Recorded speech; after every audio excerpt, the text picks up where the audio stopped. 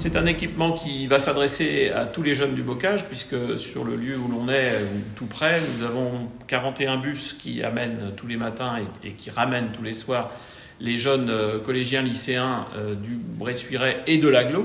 Donc ça, c'est extrêmement important. Donc ça équivaut environ entre 1500 et 2000 jeunes.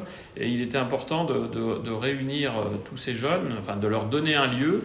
Et ce lieu, je crois, est particulièrement réussi, juste à côté justement de la gare, au sein de tout un ensemble qui vraiment est réussi au niveau architectural et qui permettra donc à ces jeunes, ici on l'a vu dans l'entrée où nous sommes, de venir, ça sera pour eux un lieu d'échange avant tout, mais un lieu aussi où ils vont pouvoir trouver différents renseignements, où ils vont pouvoir travailler, où ils vont pouvoir, je l'ai dit déjà, mais échanger, où ils vont pouvoir aussi sans doute rencontrer de nouvelles personnes.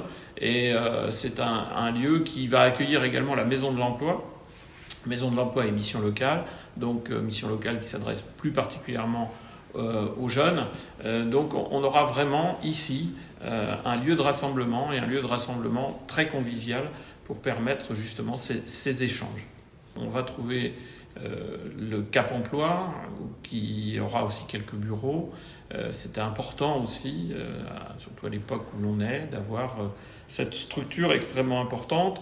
Et puis, c'est un investissement certes important, 4 800 000 euros, mais c'est un investissement qui a été bien aidé, preuve que nos partenaires ont su trouver que cet engagement était un engagement important pour les jeunes.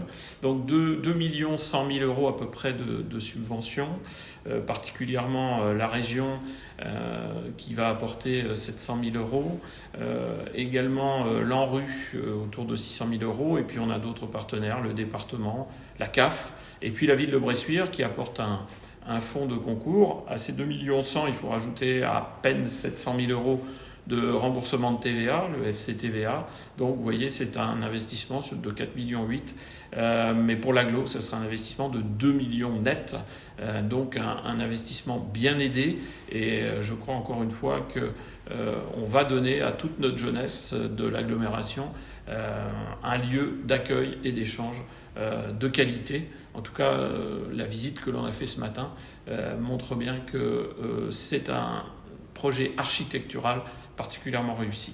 Depuis 2014, avec la commission jeunesse, nous avons travaillé à la définition d'une politique jeunesse qui nous a amené à élaborer plusieurs fiches actions, dont une qui concernait la création de cette cité de la jeunesse et des métiers, au sein de laquelle donc, le projet vise à accueillir des jeunes pour les accompagner dans leurs problématiques, les conseiller. Ils y trouveront ici de l'information jeunesse notamment, et puis la mission locale qui pourra aussi les aider sur les problématiques de travail, d'emploi, de formation, et les questions de mobilité par exemple, de santé.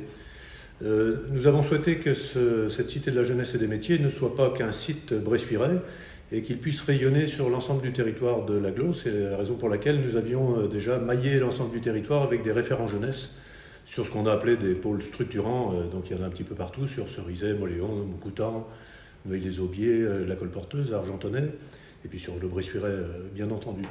Donc l'idée, c'est vraiment que tout ce travail qui se fait ici auprès des jeunes, au sein de la Cité des jeunes et des métiers, puisse aussi se retrouver sur les autres sites de l'Agglo. Et puis au-delà de l'accueil des jeunes, nous voudrions que ces jeunes se saisissent de tous ces équipements et de cette organisation, et qu'à terme, ils puissent aussi s'impliquer dans la vie de cette cité de la jeunesse et des métiers, ici à Bressuire, mais également sur l'ensemble du territoire.